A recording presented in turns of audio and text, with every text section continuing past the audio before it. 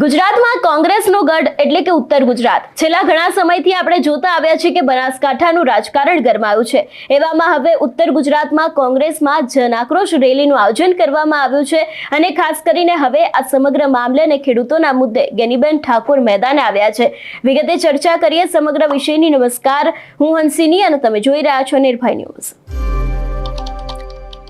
બનાસકાંઠાનું રાજકારણ છેલ્લા ઘણા સમયથી ગરમાયું છે અને એવામાં ખાસ કરીને બનાસકાંઠાના જે ખેડૂતો છે એ લોકો છેલ્લા ઘણા સમયથી અન્યાયનો સામનો કરી રહ્યા છે। ગેનીબેન ઠાકોર દ્વારા જે ઉત્તર ગુજરાતમાં કોંગ્રેસની જન આક્રોશ યાત્રા શરૂ થવાની છે અને ખાસ કરીને જે હમણાં કમોસમી વરસાદ આવ્યો અને આ જ વરસાદને કારણે ખેડૂત પાયમાલ થઈ ગયો, રાહત સહાય પેકેજ છે તે હજી સુધી ખેડૂતોના પાસે પહોંચી નથી। એ જ દરેક વાતને લઈને ગેનીબેન ઠાકોર છે તે હવે ક્યાંક ને ક્યાંક લડી લેવાના મૂડમાં જોવા મળ્યા છે। વધુમાં આ વિષયને લઈને ગેનીબેન ઠાકોરે શું કહ્યું સાંભળીએ। જય જવાન જય કિસાન। આપ સૌ બનાસકાંઠા જિલ્લાના તમામ ખેડૂતોને અને કોંગ્રેસના કાર્યકરોને વિનંતી કરીએ છીએ કે તારીખ 21/11/2025ના રોજ 10 વાગે ઢીમા મુકામે જન આક્રોશ રેલીનું આયોજન કરેલું છે। આ રેલીની અંદર અશોક ગેહલોત સાહેબ, અમિત ચાવડા સાહેબ અને ગુજરાત કોંગ્રેસ સમિતિના તમામ હોદ્દેદારો, જિલ્લાના કોંગ્રેસના હોદ્દેદારો સૌ મોટી સંખ્યામાં વધારવાના છે।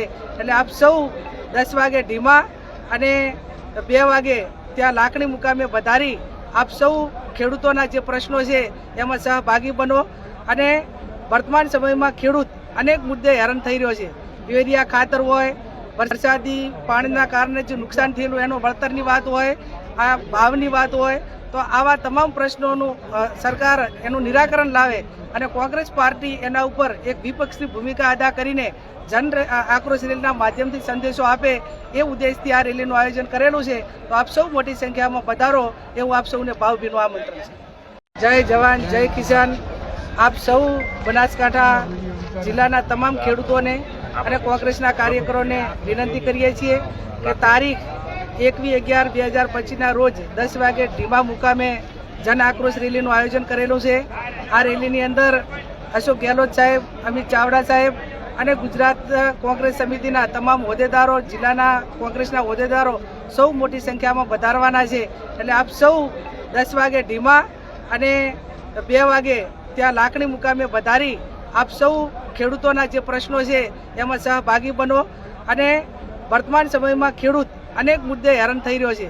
યુરિયા ખાતર હોય, વરસાદી પાણીના કારણે જે નુકસાન થયેલું એનો વળતરની વાત હોય, આ ભાવની વાત હોય, તો આવા તમામ પ્રશ્નોનું સરકાર એનું નિરાકરણ લાવે અને કોંગ્રેસ પાર્ટી એના ઉપર એક વિપક્ષની ભૂમિકા અદા કરીને જન આક્રોશ રેલીના માધ્યમથી સંદેશો આપે એ ઉદ્દેશથી આ રેલીનું આયોજન કરેલું છે। તો આપ સૌ મોટી સંખ્યામાં પધારો એવું આપ સૌને ભાવભીનું આમંત્રણ છે।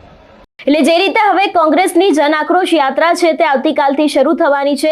ગેનીબેન ઠાકોર દ્વારા પણ ખેડૂતોને આહવાન કરવામાં આવ્યું છે કે આજે યાત્રા શરૂ થવાની છે એની અંદર ખેડૂતોના મુદ્દાઓને લઈને લડવાના છે અને ખાસ કરીને વિપક્ષ તરીકે જે તે વસ્તુ સરકારને કહેવી જોઈએ દરેક વાત કહેવામાં આવવાની છે। એટલા માટે ખેડૂતોને આ જન આક્રોશ યાત્રાની અંદર આવવા માટે પણ આહવાન કરવામાં આવ્યું છે। એટલે ખાસ કરીને હવે ક્યાંક કોંગ્રેસ દ્વારા પણ સ્થાનિક સ્વરાજની ચૂંટણીની તૈયારીઓ શરૂ કરવામાં આવી હોય એવું લાગી રહ્યું છે। કારણ ફક્ત એટલું જ છે, આપણે છેલ્લા ઘણા સમયથી જોતા આવ્યા છે કે કોંગ્રેસનો ગઢ એટલે કે ઉત્તર ગુજરાત। એવામાં હવે જ્યારે સ્થાનિક સ્વરાજની ચૂંટણી આવી રહી છે તો ઉત્તર ગુજરાતમાં કોંગ્રેસની જે સીટો છે એ સીટો બરકરાર રહે એટલા જ માટે થઈને ક્યાંક ને ક્યાંક કોંગ્રેસ દ્વારા અત્યારે હાલ ઉત્તર ગુજરાતમાં પણ થોડા સમયની અંદર જ જે જન આક્રોશ યાત્રા છે તે શરૂ કરવામાં આવવાની છે। ખેડૂતોના મુદ્દે પણ તે લોકો લડવાના છે। પાક નથી મળતા તેની સાથે હજી સુધી જે રાહત સહાય પેકેજ ખેડૂતોના સુધી પહોંચ્યું નથી એ દરેક વાતને લઈને હવે ક્યાંક ને ક્યાંક ગેનીબેન ઠાકોર હોય કે પછી કોંગ્રેસના જે બીજા નેતાઓ હોય એ લોકો પણ લડી લેવાના મૂડમાં જોવા મળી રહ્યા છે। જોકે જોવાનું રહેશે કે આની અસર સ્થાનિક સ્વરાજની ચૂંટણીમાં થશે કે કેમ। તમારું શું માનવું છે આ વિષયને લઈને અમને કમેન્ટ કરીને ચોક્કસથી જણાવજો। તેની સાથે અમારી ચેનલ નિર્ભય ન્યૂઝને લાઇક, શેર અને સબસ્ક્રાઇબ કરવાનું ભૂલશો નહીં। નમસ્કાર।